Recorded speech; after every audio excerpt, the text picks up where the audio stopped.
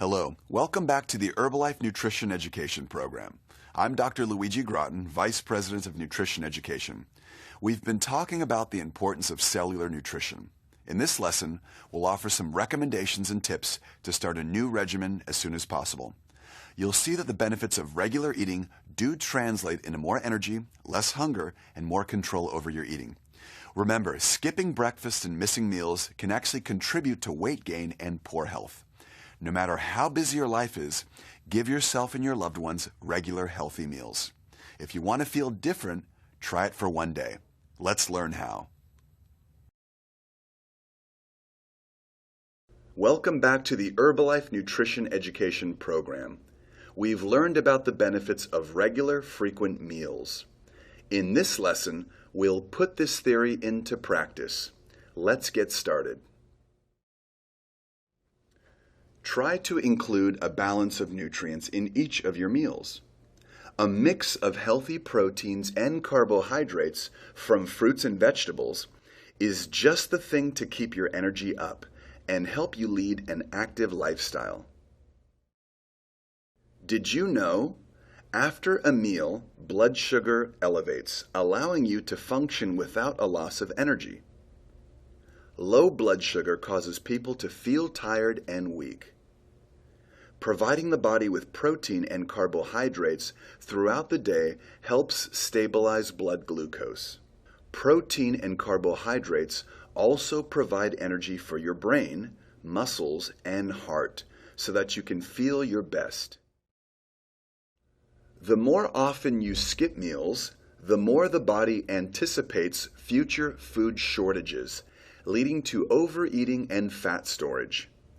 It is important to pay attention to whether you are eating at regular times. If you're skipping meals, you may be overeating later, leading to weight gain. Some people try skipping meals as a way to lose weight, but skipping meals often leads to overeating later. When you skip a meal, you end up getting overly hungry at your next meal, and you're much more likely to overeat. And when you're at your hungriest, you're likely to eat the first thing you can find, which may not be the healthiest thing. Meal skippers sometimes think that it's okay to eat a little extra at the next meal because they tell themselves that they've hardly eaten all day. However, more often than not, they'll end up eating much more than if they hadn't skipped a meal. There are other reasons to eat regularly. You're more likely to meet your nutritional needs.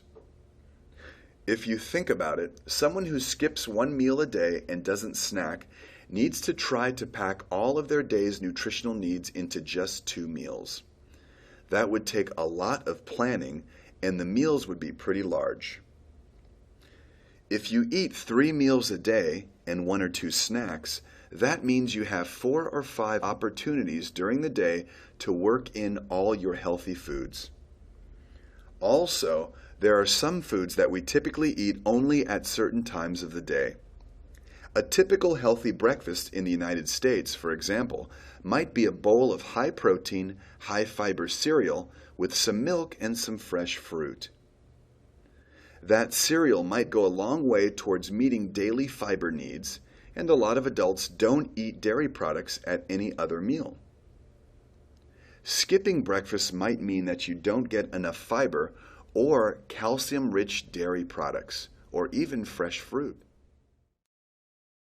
If you eat about every 3 hours, you'll have a slightly smaller breakfast, lunch, and dinner, and incorporate a snack or 2 into your day.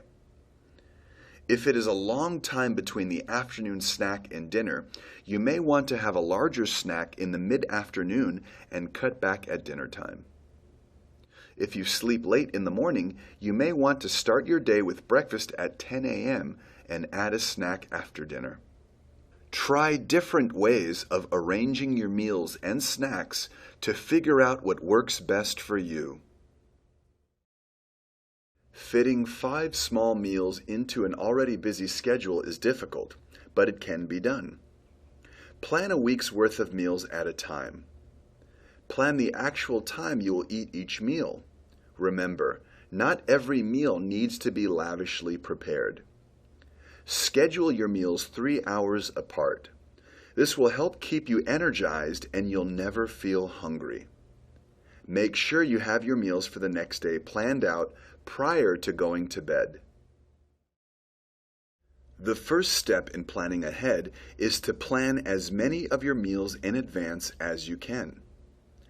If you plan out your dinner meals, be sure to cook up extra portions that you can pack up in a storage container for tomorrow's lunch. When you put that portion aside, you'll be less likely to overeat at dinner time. On weekends, spend a little more time preparing some of your food for the week. For instance, you could cut up raw vegetables for snacks or wash your salad greens, then wrap them in a towel and store them in the refrigerator. And when you have more time to cook, make larger amounts of foods like soups and stews that you can freeze in individual portions. If you're having chicken for dinner, cook extra chicken breasts and then chill them. You can use the sliced meat for sandwiches or salads, or have a few slices with some whole grain crackers for a snack. You have things to do and places to go. Healthy food is not always available, so packing some to take with you is a smart choice. And because you're focusing on smaller meals, you'll find that they are more portable than larger ones. Taking snacks with you means you'll be less tempted by fast foods or high-calorie snack foods. Whole fruits, cut vegetables, and some nuts are all easy to carry with you. You can also pack protein snack bars or protein drink mixes that are quick to prepare and enjoy. Did you know? A 3-meal-a-day culture forces people to fight their natural rhythm by going from lunch to dinner. The unpleasant result is that when glucose levels decline around 4 p.m., most people get irritable and try to satisfy their natural hunger by grabbing the nearest food, usually high-fat, high-calorie snacks. These examples contain each of the 3 nutrients we mentioned earlier: protein, carbohydrates, and fiber, and can be easily incorporated into the diet. Apple slices with almond butter, non-fat yogurt and fruit, protein bars, low-fat cheese with whole wheat crackers, nutritional shakes. Instead of skipping meals, which can contribute to weight gain, break large meals into 5 smaller meals to eat throughout the day.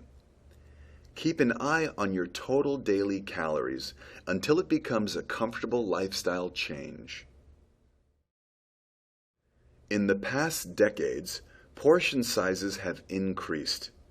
The average size of a dinner plate has increased from 9 inches to 14 inches in the United States. Eating more often means you will have to reduce the portions consumed at each meal. Eat no more than 2 handfuls at each meal, and use smaller plates to control portion sizes. Portion control is key to weight maintenance. If you are eating every few hours, your portions don't need to be large, since you'll be eating again in just a short time. Remember, you should eat just enough until you don't feel hungry anymore, rather than eating so much that you leave the table feeling stuffed. Did you know? The average fast food burger has 260 more calories today than it did 20 years ago. The portion sizes of so many foods have gotten much larger in the last 20 years or so, and we've come to expect larger servings whenever we eat. Most people will eat however much they are served, whether it's a lot or a little. So determining an appropriate portion really starts as soon as you put the food on your plate. Once it's there, you'll eat it. So get familiar with portion sizes and the calories of your portions to help you keep your calories under control. Eat small, healthy meals frequently to help keep your metabolism high, control your hunger, and help you control your weight. Losing weight naturally takes time and patience, but the result is a healthier life in which you can more easily maintain your weight loss. Here is a great way to get all your meals and snacks at regular times throughout the day and avoid afternoon crashes and hunger. Let's sum up. Eat smaller, more frequent meals throughout the day. Eat those meals at regular intervals to keep your blood sugars stable. Incorporate shakes and protein bars to get the nutrients your body needs.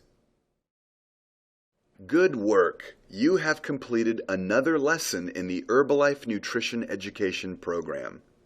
Next time, we'll review what we've learned. See you at the next meeting.